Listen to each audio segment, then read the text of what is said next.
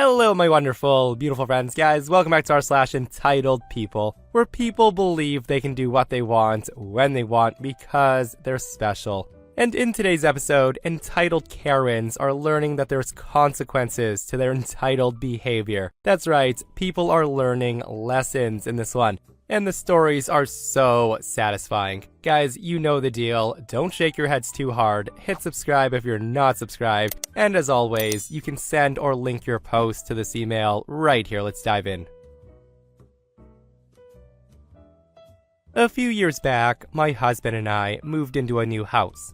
It was in the right part of town, good price, good school district, good yard, good bones. The only real issue with it, besides needing new paint, was it was way bigger than what we're looking for. At that point in our search, we had already put offers in on 6 or 7 other houses, so we were way past being picky. We were looking at starting a family, so it's not like having 5 bedrooms when we only wanted 3 was gonna kill us. So we moved into our 2 big house.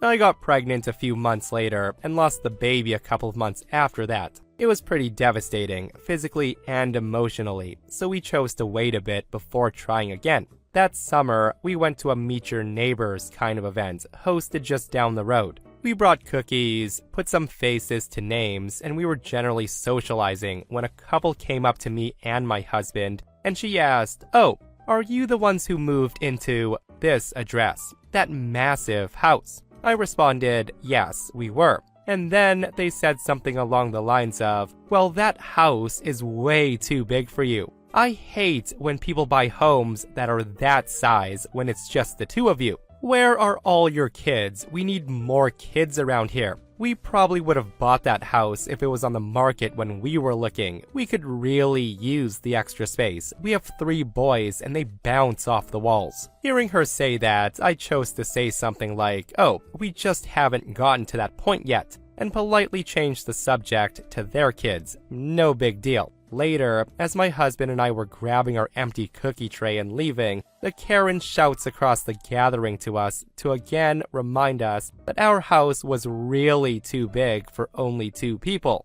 I can't remember exactly what the wife said, but it ran along the lines of, it's actually selfish to keep all that square footage empty without any kids, you know. A family with kids could have moved in there. She said that like somehow she was personally injured by me not moving in with children. So I walked a bit closer to not be shouting, but still plenty of people got to overhear me. And I said, well, we were gonna wait a bit after my miscarriage, since I still can't quite forget how it felt nearly bleeding out in my bathtub. But since you say so, I guess my husband and I need to run home to get busy making kids. Hearing that come out of my mouth, she froze. Her husband then said something about, well, that wasn't necessary to say, and a lot of people seemed to be really interested in whatever they happened to be eating or drinking at that moment. I was pretty embarrassed, and I did cry on the walk home, but that neighbor has never once spoken to me again, so I think it was worth it. And we did end up having a baby. Yeah, in my opinion, that was definitely a necessary thing to say because those people were being way too pushy about OP needing to pop out kids.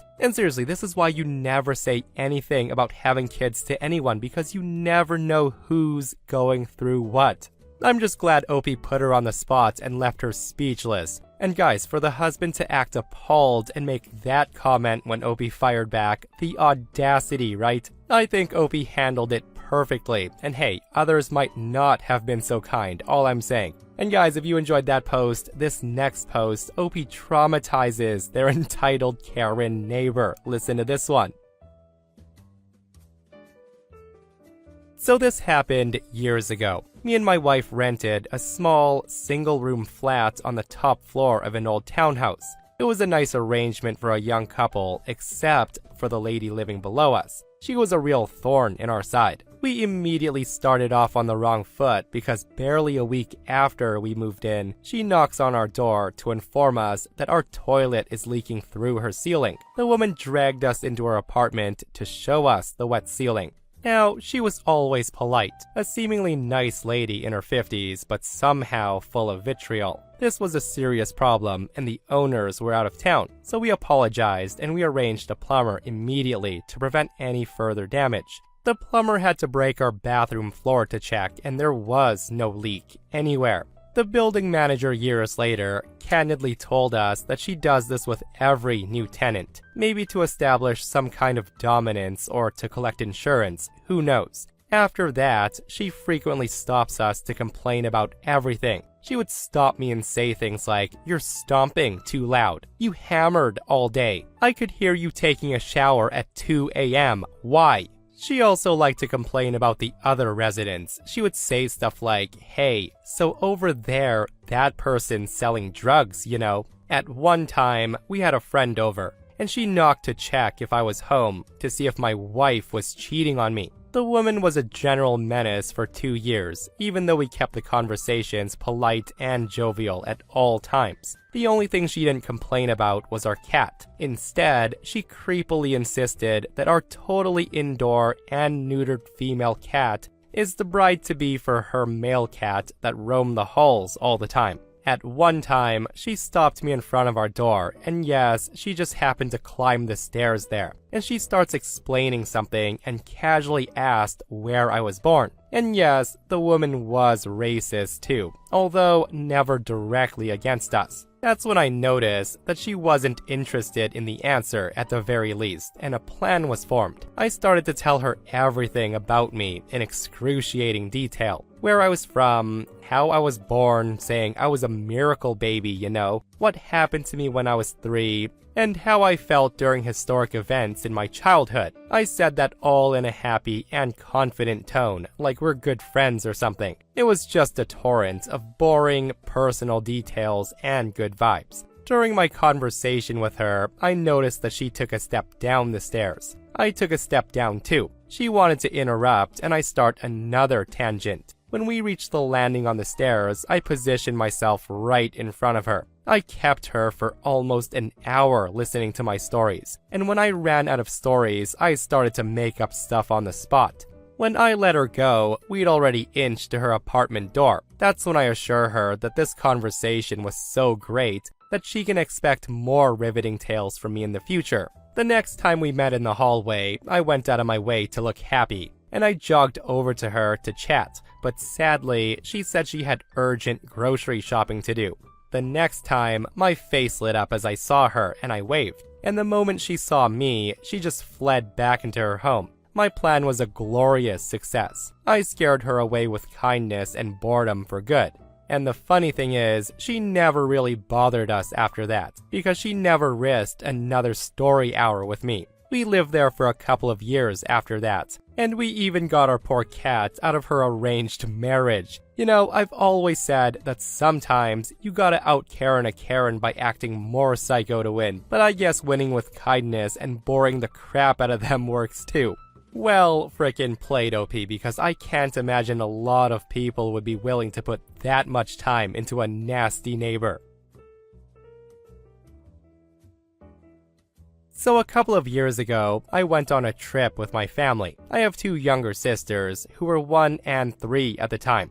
There's a 15-year age gap between the youngest and me. My parents and sister were seated in one row on the plane, while I was in the window seat opposite them. There were 2 older women sat between me and my family, completely unaware that we're related. The flight home was rough. On top of it being super turbulent, my baby sister had a hard time and she cried a lot. My baby sister had a lot of pressure in her ears. My parents knew that, and they were trying everything they could to prevent it. Understandably, it was annoying. It's no one's favorite to be on a plane with a crying baby. And yes, the reason my sister was crying was again because she had pressure in her ears. It actually got so bad that the flight attendants started handing out earplugs. Most passengers around us just ignored it or stayed polite, but not the women next to me. One of them starts complaining to her friend about the crying. At first, I stayed quiet. It seemed like it wasn't worth it to say anything, and it's not like the situation wasn't frustrating. But then, the woman takes it too far. She turns to her friend and she said, "Hey, "Can you go over and strangle that baby? I've got $20 in my purse." And then she continued talking about how she wanted to physically hurt my sister. I decided that talking about physically hurting a 1-year-old was way past the line, and I decided not to ignore them anymore. When we landed, my sister had calmed down and was in a happy mood. We were seated at the back, so it took a while to deplane. I figured that this was the perfect opportunity to make a point. I start talking to my family, and eventually, I offered to hold my sister. I scoop her up, prop her on my hip, and began entertaining her while standing next to the two women. The look on the woman's face when she realized that the stranger beside her was actually the baby's family member was priceless. Her eyes widened, and she went completely silent. Meanwhile, her friend, who had complained less, awkwardly tried to backpedal by telling me how cute my sister was and making small talk. We continued waiting for a few more minutes, and by the time it was our row's turn, the women rushed to leave first. I saw them again at baggage claim, but ignored them. I just continued to talk to my sister and keep her happy. At one point, when I was within earshot and my sister was looking at the woman, I told her, "It's okay, I won't let that nasty woman hurt you." This was to let her know that yes, I did hear her say that. The woman got even redder and she went to the other side of the area. That was all I needed to feel like I got her back for physically threatening a 1-year-old. Yeah, props to OP for shaming that Karen, and I only wish OP took it a step further and walked their baby sister up to the Karen and asked, "Hey, she's right here, do you still want to strangle a 1-year-old, you sicko?" And seriously, why am I not surprised that the woman didn't offer at the very least an apology? And I get it, right? Like, some people don't like children, they're annoying on flights, yada yada yada, but I don't think many would literally say, "Hey, go strangle that thing, I've got $20 in my pocket you can have." And yes, it was a joke, but that is some unhinged BS that came out of her mouth. Guys, let me know your thoughts. And this person shares a comment that says, "I have relatively wide shoulders and I was flying middle seat in economy. I was coming back from a work trip on a full flight from New Orleans to Atlanta, which is about 1.5 hours. Well, about 5 minutes after takeoff, the aisle seat Karen was acting real restless. She was squirming, sighing, rolling her eyes, and scoffing. It was clear it was because I was using the armrest between us. I tried to make as much space as possible for her, but given my size and seat, I couldn't really do much. That's when she snapped at me and she said, "Nobody is impressed by your muscles. You take up way too much space and no one wants to deal with sitting next to meatheads like you. Blah blah blah." So I interrupted her little rant and I very politely but very loudly replied with, "Miss, why don't you simmer down? This is a short flight. And if there's one thing no one wants to deal with, it's a crying child on an airplane." The window seat and folks across the aisle burst out laughing. Karen was beet red and she was seething the rest of the flight. She hated me. So it's been well over a decade since I worked in retail, but reading the sub lately has brought back so many memories and I thought I would share a story.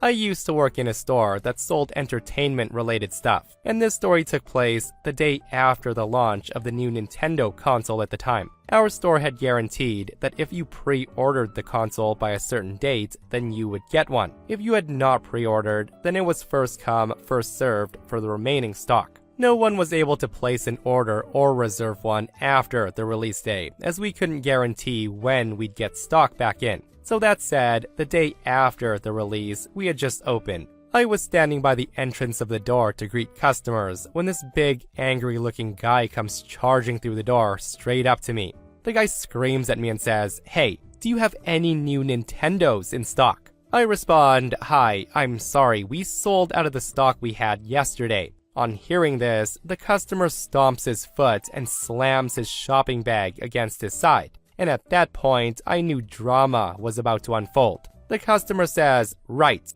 well, I want to pre-order one." I tell him, "I'm sorry, we can no longer take pre-orders as it's now after release date." He then screams and says, "That's a lie." I say, "What?" He then says, "You are lying to me." I was in here 2 weeks ago and I was told if I pre-ordered, I was guaranteed one on the day of release. So I want to pre-order it. At this point, I'm thinking maybe I've misunderstood. And the guy's in fact pre-ordered one, so I make an attempt at clarifying. I say to him, "Oh, are you here to pick up a pre-order? Do you have your order slip and receipt?" He then says, "No, I don't have a slip. I just said to you I want to pre-order one. How hard is it to understand? You either give me one now or pre-order one for me. My son wants one." I tell him that's not how it works, unfortunately. You can't pre-order one after the release. Even if I wanted to, I can't order you one either, as our system won't let us. He continues screaming and says, "This is ridiculous. Get me a manager right now, as you're obviously incapable of sorting this mess out. I'm not leaving here without the new Nintendo for my son." Now, as angry as this guy already was, he was about to get even angrier, as I now had to inform him that I was in fact the manager on duty, and I was the only one around. Well, the guy then flips out, pointing his finger in my face, calling me a liar, telling me that there's no way that some little girl was a manager of a giant store like this. Just as I was starting to worry that this guy was about to physically assault me or something wonderful happens. I felt something brush over the top of my shoulder from behind, and suddenly, the customer's face dropped as he was being dragged towards the door. Unbeknown to me, our security guard, who's a really big man, had just come on shift, and he was entering the shop floor when he heard the customer screaming at me. He walked up from behind me and he grabbed the guy by his neck and dragged him outside backwards, telling him, "We don't tolerate any harassment towards the workers here. You're done." Once outside, the guy stood between me and the security guard, almost foaming at the mouth with rage for a good minute, before turning around and storming out of sight. What a satisfying ending that was, and it's good to know that OP had a big security dude there to de-escalate things like this. That said though, I love how the guy comes in after the release day and was like, "Hey, I know you're all sold out of this stuff, but I heard if you pre-order, you can have the console on release day, so I'd like to order one, so I can have one today." You know what? Can't really be mad at him for thinking like that. Nice try, sir.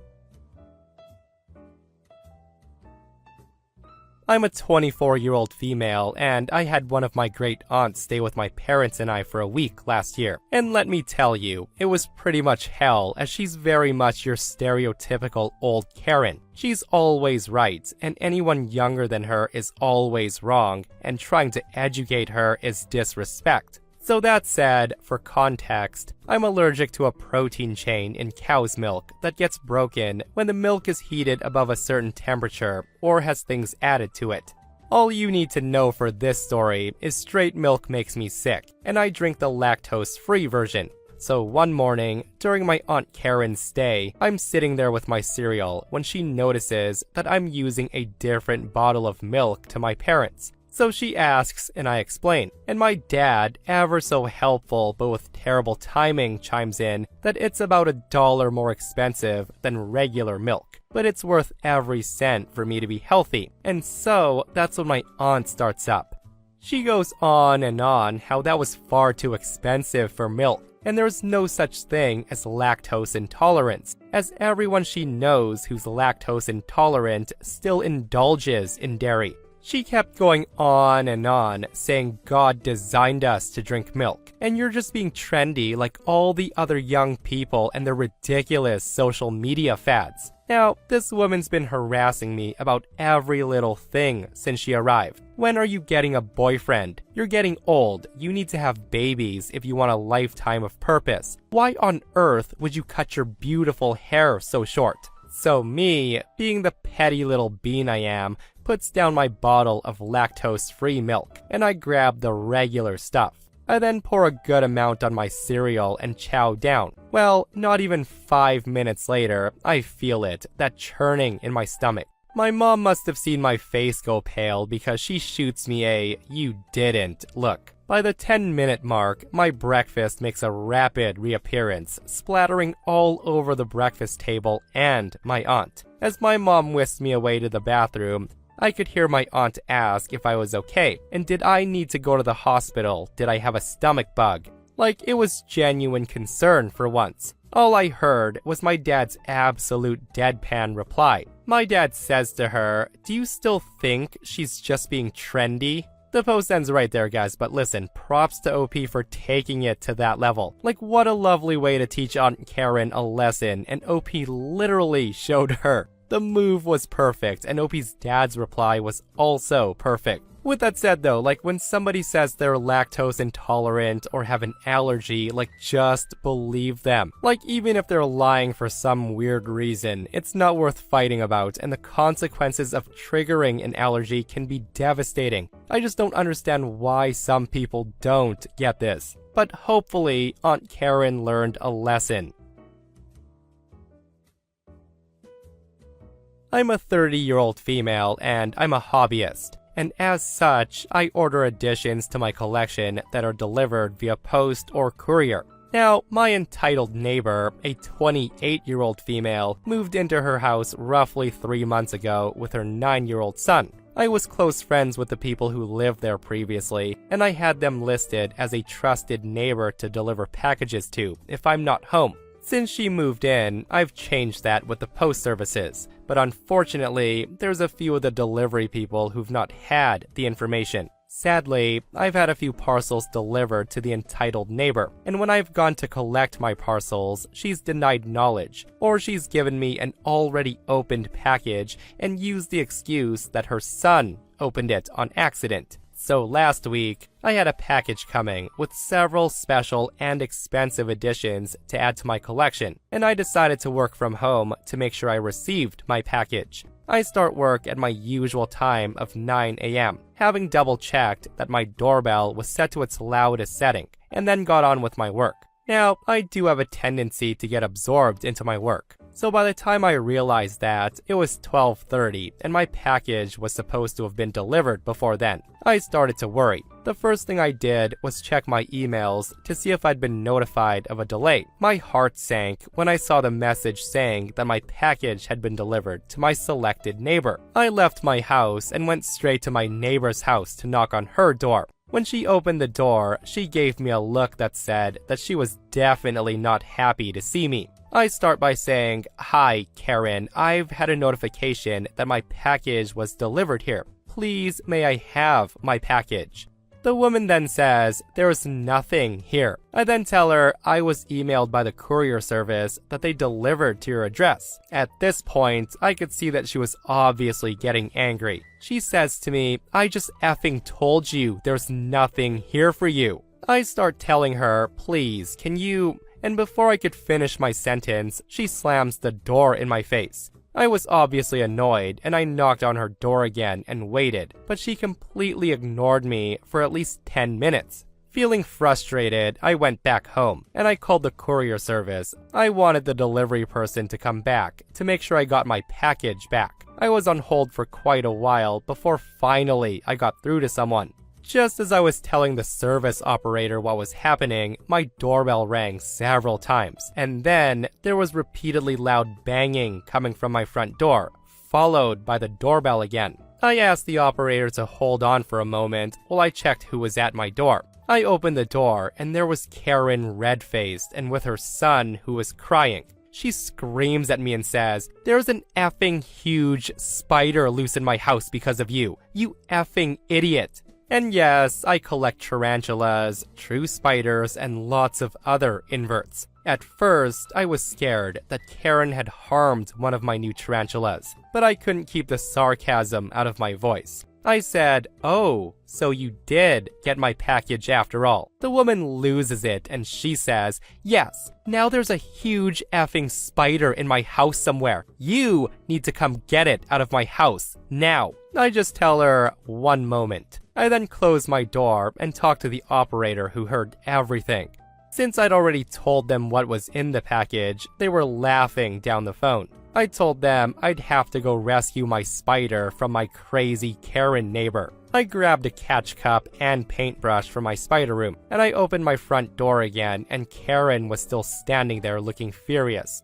and her son was now completely sobbing. I just say, okay, show me where it is. Karen screams, I effing hate you. Why would you order something like that? I couldn't help but smile as Karen takes me into her house and she shows me to her living room, where my package was on the floor next to a knife that had obviously been used to open it, and the container the tarantula had been shipped in. Thankfully, the tarantula was simply hiding under her sofa, and I was able to get it to come out with my handy paintbrush, and I caught it in the catch cup. I then put it back into its shipping container and picked up my package, and I said, got her. Karen says, finally! Now get that thing out of my house. It terrified my son, and I'm arachnophobic.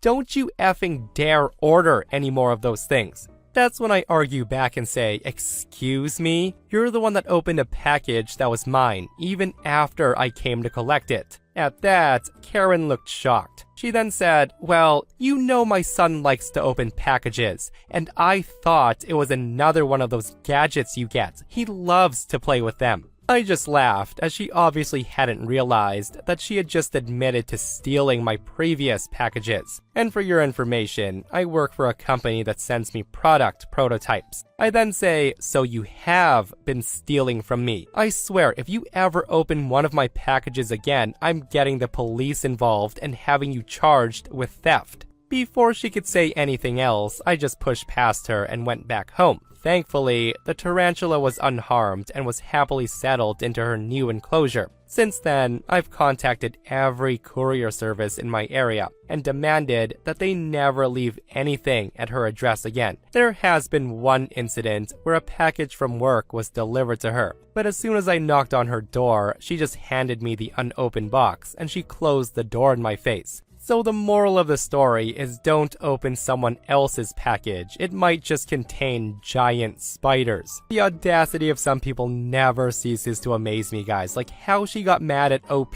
after opening their package. Letting a tarantula loose in her house was beyond me. Like, how dare you? Like, I only wish OP let her suffer a bit by telling her the tarantula was nowhere to be found. But that might have put the tarantula in danger. And for all who are wondering, OP did share a picture, and believe me when I say that thing is fat and is as big as a grown adult's hand. And if that thing was loose in my house, holy moly, you gotta burn the house down, you have to. And that, my friends, brings us to another end of our / entitled people. Guys, I hope you enjoyed today's stories. If you did, hit that thumbs up. And if you're not subscribed, consider subscribing so you don't miss these crazy stories. And if you missed the last episode on the channel, it's an r/ malicious compliance episode where OP obeys a smug, entitled Karen owner and it destroys her business. Guys, go check it out if you haven't. And myself and Stevie Boy will see you guys in the next one. We love you.